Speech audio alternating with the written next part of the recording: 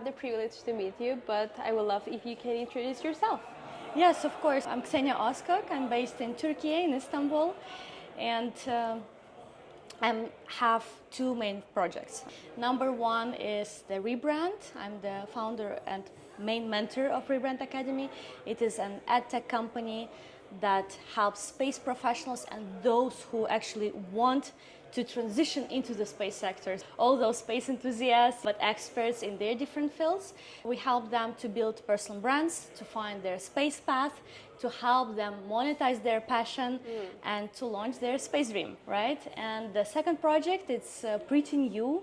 We are co-founders with Lama Al-Rayman, my very good space friend and now my co-founder. We have a company that we launched in the UAE. It's Blue Dot. It's a marketplace, an ecosystem for the space industry. And our app will be launched within the next month. It is ready. It is just not public. There are a few things that we are waiting for in terms of like regulations and all those kind of boring stuff. But we're ready to launch it soon. Congratulations. And yes, it's so exciting, and we actually hear so much positive feedback about it during this conference. And yeah, we can't wait. Congratulations. I can wait to use it for sure. I have a few questions more regarding to the branding, the personal branding. Of course. Because it's something that I already talked in the past, that personal branding is very important, but us as a scientists or engineers, we are not very good at personal branding. And sometimes we know that it's important, but we forget to do it. Or we forget to look for help to the professionals.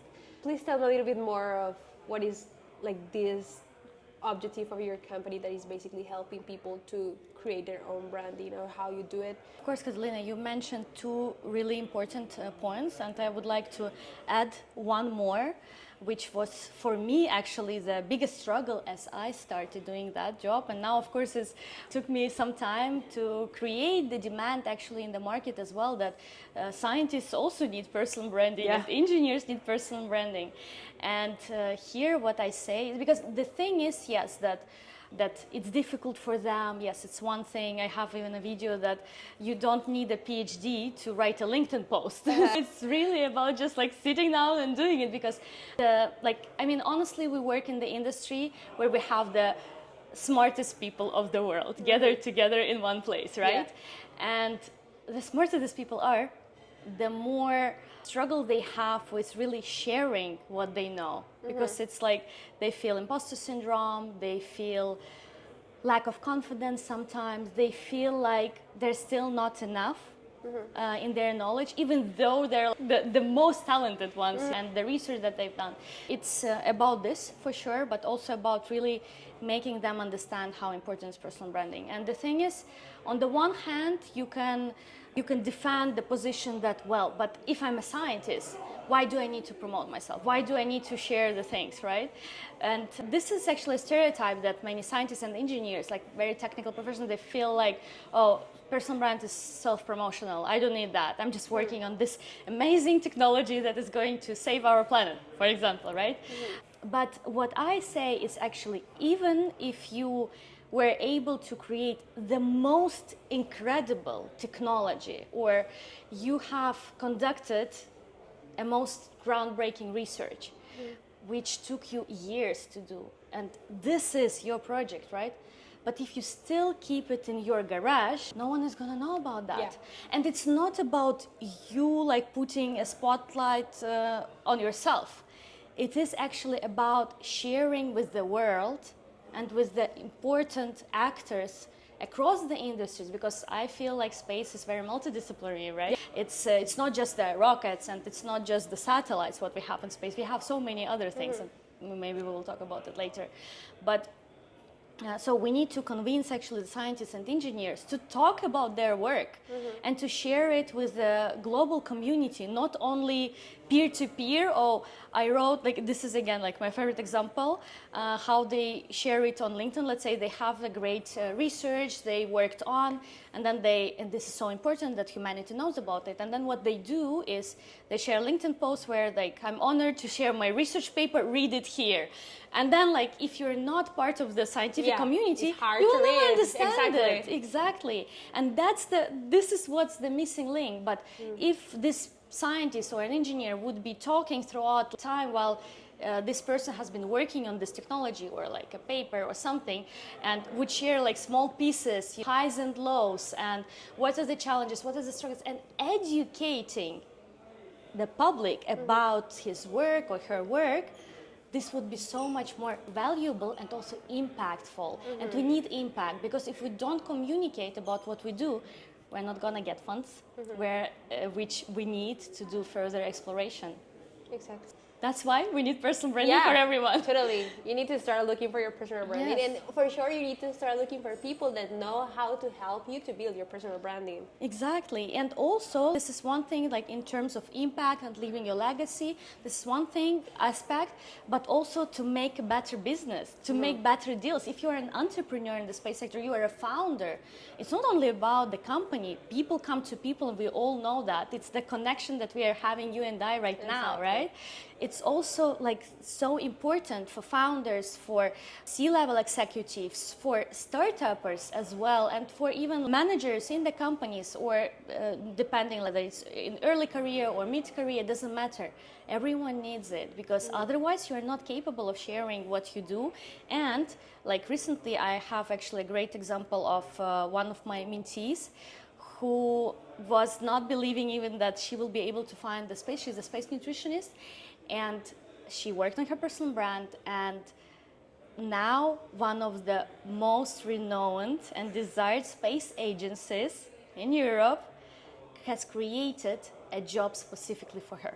Why? One of the biggest reasons was because she was having her personal brand, and she was actually sharing exactly this very niche topics with the community. Wow, and this was one of the biggest reasons. Yes. Impressive. Excellent. I have another question for you, because we were talking about scientists and engineers, but as you just mentioned, space is for everybody, not only for engineers, not only for scientists, but also for other types of careers. And also we think sometimes we are in a very niche community where we think, oh, if I don't have a degree in engineering, or if I am not a scientist, or if I don't have a PhD, I cannot be part of. And you mentioned in your social media that I don't have an engineering degree, but you also made up to the space industry. Will you please tell us a little bit more what was about your experience to starting in this industry with us? Yes, sure. It's a really great question, and I would love to dive deep into that. For me, I don't have a fancy space story to say that as a little kid, I was looking at the sky and dreaming about stars and what's happening there. I still have not watched Star Wars. Please, no hate comments for that. So I wasn't the space girl at all, and I envy people now who been those, because it feels like really their dreams are coming true. But I guess like I have my other powers where I help actually those like space enthusiasts, right, to make their dreams come true. And I just, the one point that was connecting me probably to the space industry, that I was born in Kazakhstan, where Baikonur is. Okay. Where so many, like it's the first cosmodrome actually, and this is the place where so many astronauts, international astronauts, have launched into space, and the rocket launches. It is very exciting, but I figured out that link much later. And I have studied in my bachelor's business and then international development as my master's, both in Vienna. And I've been always working in communications and marketing. I started my career, let's say, which is like corporate career in the oil and gas in communications, and then I moved on with Siemens. And it was an interesting field of work. I always knew that communication is something I really want to pursue in the future, but I was not, like something was lacking there. I missed the people with like high ambitions, people who would say sky's not the limit anymore. And since I was still studying international development, we were all the time talking about United Nations, UN here, UN there, all the time. And I'm like, hey, why not to try? I applied to UN, and I just opened, one evening I just came home, I opened the UN website, and I'm like, let me see what is out there. I just applied to all the possible internships, trainee programs, whatever it was there, even though I had a stable job at Siemens, but I thought, let me try out. And then I applied, nothing happened. Few months later, I was sitting at the university, boring lecture. I was deleting my emails to the spam folder, and then one of the emails was a weird combination of the letters, UNOOSA, and I'm like, what's that? And then I was about to delete this email, and I'm like, wait, something made a click in my head. There is a combination letter of UN, United Nations. Let me open it. And this was an invitation to an interview for an internship in communications for the space application section of UNOOSA, United Nations Office for Outer Space Affairs. And I'm like, I don't remember that I applied there, but anyways, it sounds cool, interesting, and I applied, and yes, I did the interview. I passed it. It was initially an internship for the 3 months, and then so I quit my job at Siemens. It was heartbreaking as well because I didn't really know where it will bring me further. And then as soon as I stepped in, I said, these are my people, and I will do whatever it takes to stay in this industry. And suddenly, throughout all those conferences that we had at UN, and all people from all over the world were coming there and joining, and I realized something that, oh, why I get, and I started with communication. So I was the communicator already there, even it was in the beginning. People were, the company's founders and the people I met, they were just coming to me and offering me jobs. And I'm like, why do they offer me jobs? I'm not an engineer, I'm not like a scientist. And then I realized the lack of actually the communication gap, that there were so many talented people and founders and managers of different organizations, but they had the struggle to communicate their vision, their message, the importance of their product or service to other stakeholders. And this like became my job, and then I started to work for some different space companies and space magazine. And then after time, I just realized the power of personal brand that I was able to build for myself, and I thought this is something that space professionals actually need. This is very impressive. Thank you so much for this. And also, at the end of the day, the work that you're doing is very important because the science that we are doing versus the science that we are communicating is very different. And this is a gap that we need to cover somehow. And what we are doing is helping us basically to understand this is something that we need to do. This is something that we need to communicate at some point, not only with business or conferences like this one, but also with the public in general that are starting to be more interested in the space and see like, okay, this is an option for a career.